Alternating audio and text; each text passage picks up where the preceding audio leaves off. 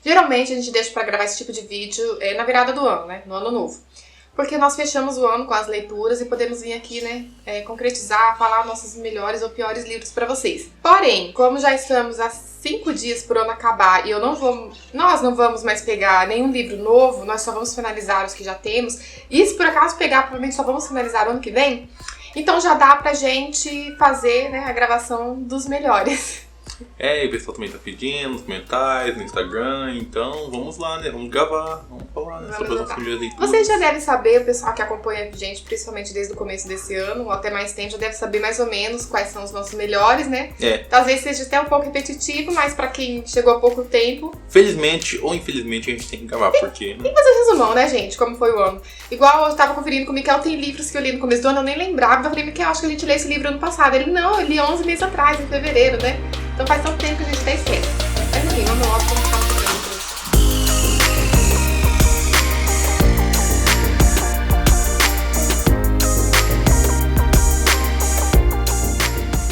Nós separamos 7 livros aqui pra cada um, pra não ficar um vídeo muito grande também. Na verdade era pra escolher 6, só que aí eu fiquei na dúvida entre 2, eu caí na besteira de falar pra Glaucio. Glaucio falou assim, então pega os 2. Aí eu peguei os 2. Pra deixar de fora, já que ele gostou muito? Não tá nenhuma ordem de qual eu gostei mais ou menos, eu simplesmente peguei alguns livros que fizeram a diferença nesse ano e tô postando eles aqui. Vamos começar por A Nuvem Neil Schusterman. Eu tô aqui esperando o filme até agora, né, que tá dizendo aqui no final. Pode esperar. Cadê?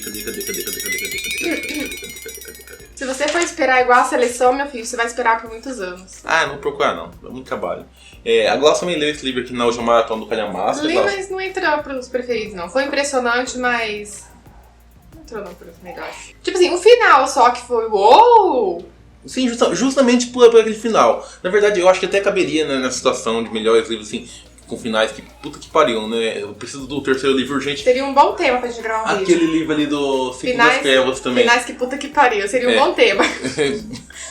Com esse título, exatamente com esse título. Pra ser breve, eu fiquei impressionado com esse livro porque ele foi totalmente ao contrário do que eu achava que ia, o caminho, né, que ia tomar, né, levou a outro rumo. Totalmente inesperado, né? Isso, totalmente inesperado. E eu fiquei, assim, com muita expectativa pro terceiro livro. Inclusive, eu até acho que quando ele saiu, eu vou comprar ele na pré-venda, porque... enfim, o livro tem uma linguagem simples, o livro tem uma estrutura simples, mas a história... arrebatadora. Esse que eu li é um do Miquel, indicação dele, sim, porque eu também gosto das indicações dele, tá? Não tem nenhuma minha indicação do melhores dele, nenhuma. Começou as reclamações. Mas tá bom.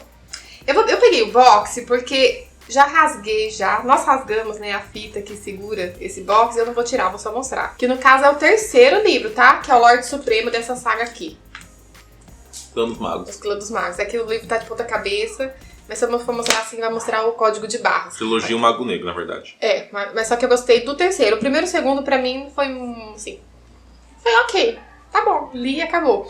Mas o terceiro livro, galera, foi porreta, pra não dizer outra coisa. Foi impressionante. Me conquistou, o Lorde Supremo me conquistou de uma forma assim que... sabe, aquele personagem que a gente... A série inteira, no caso a trilogia, né? A gente acha que é uma coisa e no final, assim...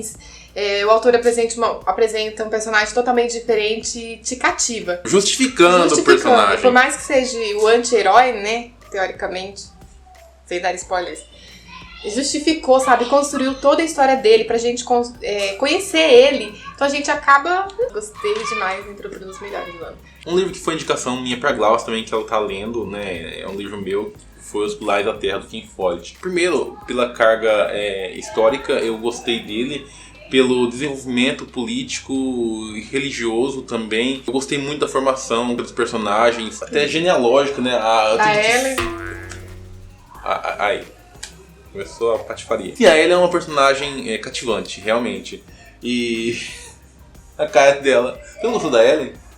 Depois ela me conquistou pela... Assim, não que eu gosto dela. Não que eu gosto, porque ela é uma mulher meio... problemática. problemática, na verdade. Por isso eu gosto dela. Em algumas situações, assim, ela foi bem legal, assim. Ela tem pulso, ela vai lá e faz, ela assim... só que ela não tem muito respeito pelas pessoas, não. Aqueles religiosos que se apresentavam como religiosos naquela época tinham algum respeito, algum escrúpulo? Eles eram muito... Justamente, é por isso que eu apoio ela, é por isso que eu falo assim, é isso daí. Eu não apoio todos os atos dela. Algumas coisas só, que eu falei, olha, isso assim. Pra época, eu acho que... Esse livro só não entrou pro meu preferido do ano porque eu não terminei, falta 100 e poucas páginas. Então por isso que não vai entrar. Sim. Eu gostei também dele justamente pela forma inesperada como tudo toma um rumo. A gente começa achando que vai ser uma coisa, a gente começa esperando que vai ter um desfecho para aquele personagem e é totalmente diferente. E isso tira um pouco a gente da zona de conforto, isso choca a gente no meio do livro e traz novas perspectivas para a história, e eu acho que isso é muito encantador. O que ele quer dizer é que o autor tira de cena. Totalmente. E é que eu não posso falar, mas tipo assim... A iluminação mudou, sim, mudou. Escureceu. Eu já xinguei um monte aqui já por causa disso, já xinguei um monte porque tá um barulho da pega aqui, porque as pessoas estão gritando. Mas enfim, aí ó, voltou agora, eu tô... Viu? Clareou nossa vida. Houve luz. Por quê? Porque nós estamos... Continua gravando antes que as pessoas comecem a fazer barulho, vai. Bem, mas o preferido do ano, eu ousei colocar uma releitura. Gente, eu queria colocar duas, mas eu falei pro Miguel, a gente não vai colocar esse livro que nós dois lemos, né? Ele, não, isso não, que na verdade era Harry Potter. Eu falei, mas a gente leu Harry Potter e a Câmara Secreta. Ele não vai colocar Harry Potter é o preferido de todas as vidas, né? Mas como Harry Potter sempre vai ser preferido, sempre, a gente só tá mencionando pra vocês estarem cientes que nós lemos esse ano e gostamos. Legal, mas eu acho que os livros que eu li aqui também merecem. Talvez até mais. Mas eu vou colocar uma releitura que eu tinha que colocar. Eu não posso deixar ele pra trás, sendo que é um dos meus livros preferidos da vida também, que é Orgulho e Preconceito, da Jane Austen. Não preciso nem falar muito, o Miguel sabe que é o Mr. Darcy. Acho que eu nem preciso falar muito, né, gente? Um dos romances mais épicos de todo o tempo. Eu tenho que ler esse Orgulho e Preconceito só pra poder desconstruir toda essa paixão que ela tem pelo Mr. Darcy. Tô cansado já de ouvir isso. Eu acho que se ele ler, ele não vai gostar, porque é um livro que... o Mr. Darcy é podre de rico, a Bennet... Mas ela não é rica não, ela é igual nós, sabe? Igual nós, pobre. E o Mr. Darcy, ele tem aquele preconceito em relação à família dela, que é pobre, né? Por isso, orgulho e preconceito. E a Bennet é totalmente orgulhosa em relação a ele. Também tem um pouco de preconceito pelo nariz empinado dele, né? Então, por isso que é o livro. Não tem nada de cena hot, essas coisas. Não tem um beijinho, um selinho, sabe? Nesse livro. E mesmo assim, ele tem um sentimento, uma coisa tão fofa, tão linda, que toda vez que eu leio... eu fico assim, derretendo por essa vez. Enfim, ele tem bastante, assim, coisas da sociedade, da época, né? É legal o tema levantado. Eu tinha que dar pra Mikael mesmo ler. Esse aqui foi uma indicação de vocês, que foi eu fiz no Agora. Deles não, da Bia. Da Bia, mas foi uma indicação que eu sorteei naquele potinho do mês. Eu gostei desse livro aqui pela ambientação histórica, é certo. Eu gostei dele pelo tema, né, que era a medicina no século, se não me engano, 10, 11, eu acho que século 11. Eu não tô lembrado agora o período, tá? Mas eu gostei sobre a abordagem do início da medicina, sobre a abordagem dos costumes da época em relação à medicina e correlacionando com a religião também. Eu também gostei bastante, mas eu não coloquei como preferido porque, tipo assim, ele foi um livro instrutivo. Justamente. Instrutivo, mas eu acho que tem outros que foram melhores. Justamente por isso que eu acho que eu considerei esse livro aqui como um dos preferidos de 2019. Assim como Pilares da Terra. Muito bom. Eu gostei das referências que teve aqui em relação a...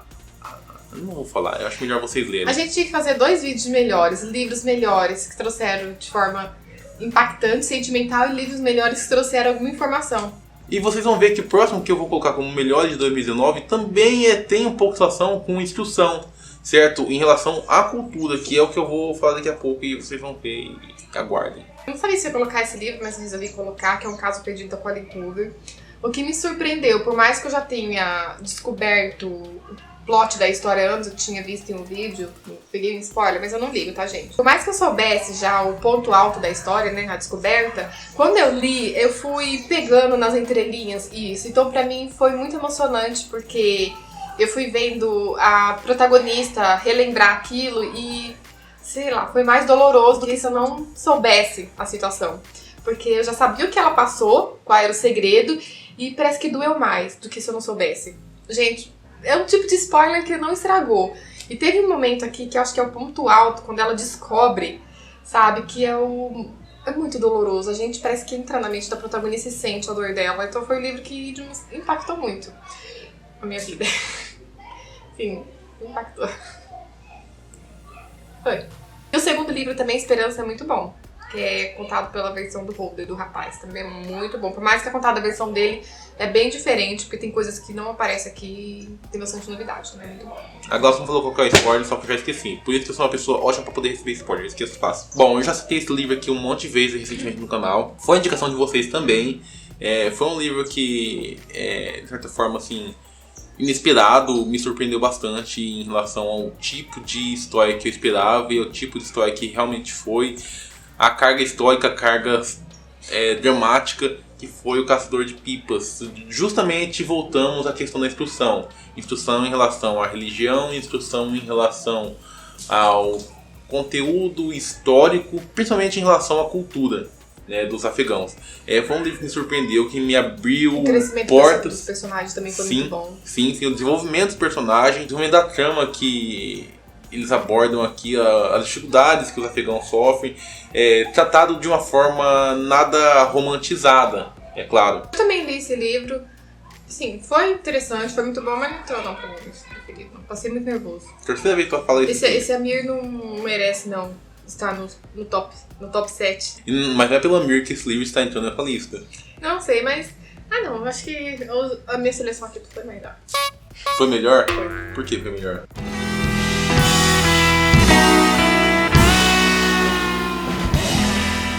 Bem, esse é o livro começo do ano, eu li com a Lídia. Gente, faz tanto tempo, parece que faz anos que eu li esse livro. Foi Ecos, da Pan Munhoz. Ele tem um bloco de leitura, vou ver se eu acho que pra deixar com vocês, um bloco de leitura que eu fiz juntamente com a Lídia. Esse livro, ele é tão doce, gente, tão delicado, porque ele é contado pelo ponto de vista de crianças. E ele se passa lá em meados da guerra, né? A gente acompanha a guerra se iniciando, desenrolar já pro final, e envolve bastante música, porque todos eles têm alguma ligação com música, né? Eles tocam, eles são músicos. E é um livro tão sentimental, principalmente o primeiro conto foi o que mais me tocou. Eu não lembro o nome dos personagens, que faz um ano praticamente que eu li, mas é um livro que você vai se emocionar. E os contos acabam num ponto, assim, crítico da história, no ápice, e não é finalizado, e você fica, meu Deus, o que vai acontecer? E já começa outro conto, e a gente não sabe o que aconteceu no conto anterior. Aí no final tudo se interliga e você descobre o que aconteceu com cada personagem, se foi bom, se foi ruim, sabe? E se você colocar as músicas que cita aqui pra você ouvir durante o livro, você vai se emocionar ainda mais. Muito lindo, gente, muito lindo, eu recomendo. E coincidentemente ficou faltando aqui 3 nacionais, não foi de propósito, mas ficou aqui os últimos livros de autores nacionais, que é A Batalha do Apocalipse, do Eduardo Spohr. Eu li esse livro no começo do ano com, acho que a Glaucia também, né, comigo. Eu li depois, é porque você tava lendo com... A Lídia, acho que Marquinhos, na mesma época. Bom, foi uma leitura impressionante, principalmente porque eu já vinha lendo Os Filhos do Éden 1 e 2, depois eu peguei esse daqui. E, cara, eu fiquei chocado pela genialidade dos fatos que o Eduardo Spohr criou em relação à mitologia, pela ousadia, a audácia, certo? De colocar algumas configurações, certo? Em relação à religião, que eu falei assim, cara, ele podia ter problematizado muito. E depois, ao contrário do que eu achava, fui pesquisar tudo, né? Teve um feedback até positivo em relação ao público, que ele temia, de certa forma, que tivesse um feedback negativo. Esse aí eu li e eu poderia colocar nos meus tops também. Como o Miguel colocou no dele, considerem os dois, porque eu concordo com ele, foi um dos melhores do ano. Sim. Eu não tenho defeitos pra achar pra esse livro, a não ser... Isso é opinião particular minha, tá? Isso não pode ser levado como crítica, a não ser, assim, romance, que eu queria mais. Mas isso é uma coisa meu, isso não é uma crítica ao livro, tá? Isso é um gosto pessoal meu, porque eu gosto de romance. O que Glaucia queria, um romance, assim, com mais pegada, eu acho. Não é mais pegada, Rod. Tipo assim, eu queria um pouco mais de romance. E são anjos, Glaucia. Não quero saber. Mas isso não é uma crítica, tá, gente? Eu tenho discernimento pra dizer que isso não é uma crítica que tira credibilidade. Isso é uma coisa minha. Tá bem claro, né? Tá bem claro, eu acho. Quem acompanhou as maratonas do Calhamaço deve ter visto minha opinião sobre esse livro. Não é Os Miseráveis ainda, tá? Calma. Que é sobre 1000 beijos de garoto. Esse livro eu li ele num dia só, 400 e poucas páginas, e, gente... Ela falava, nossa! Nossa! Esse livro... Nossa! Se você estiver meio pra baixo, triste, alguma coisa, se você não estiver bem, não pegue esse livro pra ler. Porque eu que estava bem na época, eu fiquei arrasada. Imagine quem estiver passando por algum problema. Não pegue, porque é um livro bem pra baixo. A história é linda, é emocionante, só que é um livro bem pra baixo. E a maioria das pessoas não gostou do final, que é o epílogo, né? Quando é o final. O Mikael não sabe o que é.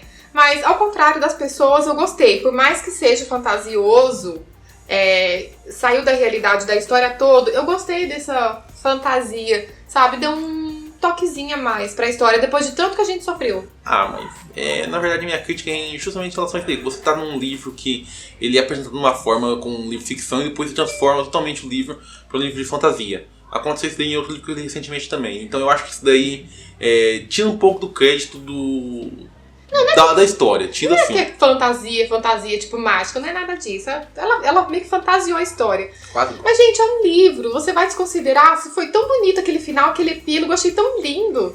Pra mim foi perfeito esse livro. Triste, mas perfeito. O penúltimo livro que eu vou citar aqui pra vocês é Os Ovos Azuis da Serpente, do autor Roberto Marcos. Ele gostou desse livro, hein? Gostei pra caramba. Eu não sabia nem o que ia acontecer. Na verdade, a sinopse não entrega muito, né, do livro.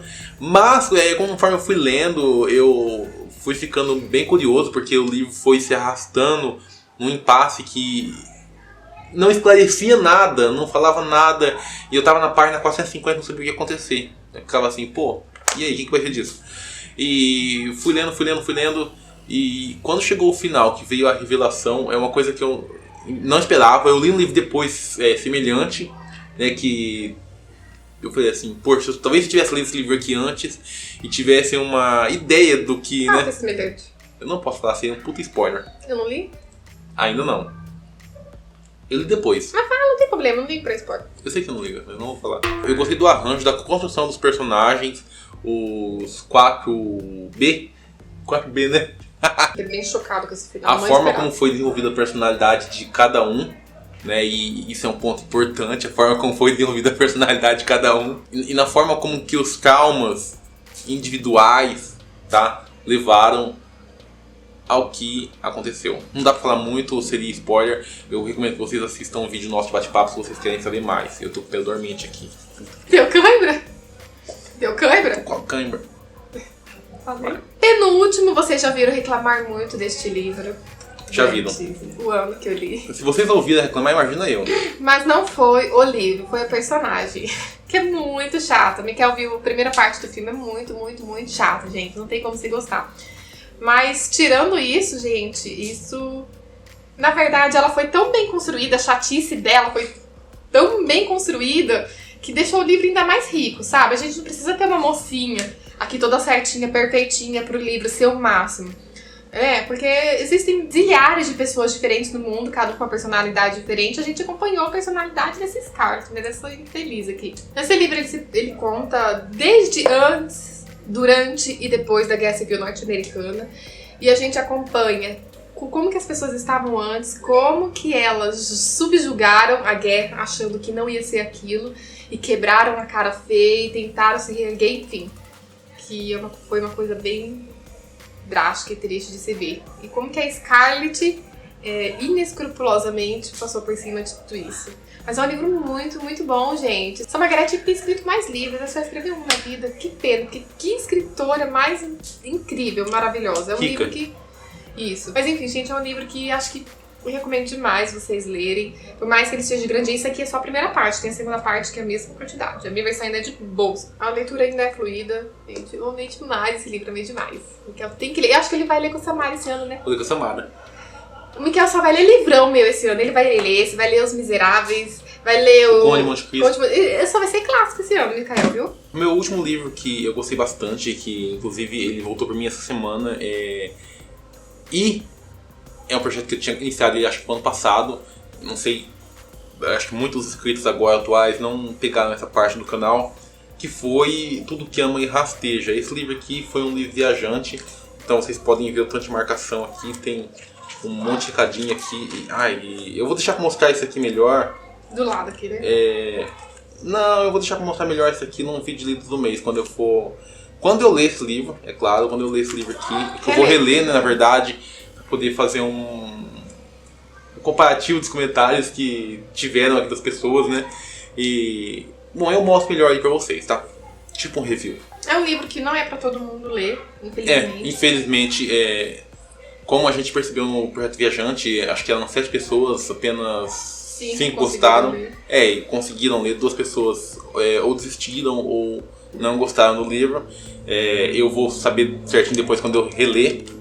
Tem que entender a proposta do livro. No começo, assim, a gente fica um pouco chocado pela linguagem usada, né, que é bem baixa, mas, assim, quando a gente vai lendo, a gente vai entendendo a proposta e a gente entrar na história, a gente curte mais. Inclusive, você percebe que, na verdade, todos os termos são usados de uma forma objetiva. O autor se justifica na colocação das palavras, porque você vê que não é uma situação que ele está pegando, falando para poder te chocar necessariamente. Na verdade, ele quer te chocar, mas não quer te chocar. Entendeu? Ele fala aquilo de uma maneira despretensiosa, mas objetiva. O começo, que a gente não tá acostumado a ler livro dessa forma, é chocante, mas depois você acostuma. Depois você entra dentro e você já nada mais te choca, assim. E eu gostei também pela pluralidade dos fatos, dos significados.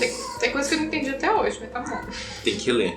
Inclusive, eu tô com um segundo livro ali, que é A Hora do Doppelganger, uma coisa assim. Doppelganger. Eu não sei pronunciar esse nome, mas eu vou ler também junto com esse daqui, pra poder entender e servir como uma leitura complementar. Vocês estão sentindo falta de um livro neste vídeo? Que eu devia ter colocado como melhores? Vou deixar 10 segundos pra vocês digitarem aqui embaixo que livro é esse. Eu acho que muita gente sabe. Tô 10 segundos já. Esperamos um pouquinho. Porque é um nome grande, às vezes demora um pouquinho. E agora? Acho que já deve ter escrito. Agora eu vou mostrar pra vocês. Porque eu quero saber. Se vocês adivinharem, escreve acertou na frente do nome. Se vocês erraram, deixa o nome e fala, eu tinha pensado que era esse, tá? Não apague, deixa. Acho que a maioria das pessoas vai ter acertado. Eu deixei esse porque esse é o top 1. Foi o melhor livro que eu li esse ano. Eu não esperava que ele fosse tão bom quando os peguei pra ler, né? Na verdade, fiz um projeto de leitura, durou uns 3 meses, eu e outros canais, né, que fizemos. E, gente, por mais que ele não é um livro perfeito, porque ele é um livro extremamente arrastado, ele tem mais de 100 páginas sobre descrições de guerra, então isso tinha hora que eu queria chorar e eu tava lendo à noite, depois de serviço cansada, e eu queria passar aquela parte chata, e falava, meu Deus, não acabava mais. Mas depois que o livro pegava embalo, desenrolar da história, gente... E a última parte, que acho que é o tomo 5, a parte 5, gente, ela é a mais pauleira de todas, que é um livro que ela sabe toda a história, porque ele acompanhou meu diário de leitura. Com direito a spoiler. E é um livro que tem tanto sofrimento, não espere um livro com desenrolares felizes, com finais felizes. Claro que tem uma solução pra tudo, soluções satisfatórias, mas é um livro que ele vai te chocar. Gente, ele não vai romantizar nada, sabe? O mundo é cruel, ele vai abrir as portas e mostrar isso pra você, que o mundo infelizmente é cruel, nem tudo é bonito. Claro que o mundo também é lindo se a gente souber, né? Mas o mundo, ele é cruel, tem muitos lugares muitas épocas que viveu a crueldade, que viveu a miséria, e ele vai mostrar isso bem escancarado. E, enfim, é um livro muito doloroso. E a gente vai se apaixonar por um personagem aqui. Ai, que senhor. Ele foi o melhor personagem que eu já li na literatura. Foi o melhor. E ó, que não é livro de romance. Tem romance, mas não é livro de romance, gente. Não é. Mas eu só digo que eu amo o Jean Valjean. Ele é o melhor personagem ever da vida. Íntegro. Enfim, gente, o Miquel vai conhecer ele esse ano. Eu amei demais esse livro. Demais, demais, demais. Então, beleza. Acabamos. Essa daqui foi uma das minhas melhores leituras. Deixa eu arrumar o meu. Peraí. Peraí. Demora. Na verdade, tem 2 de gaiato aqui. Esses 2 aqui, porque eu não vou tirar do box, tá? Mas considerem um. Melhores leituras.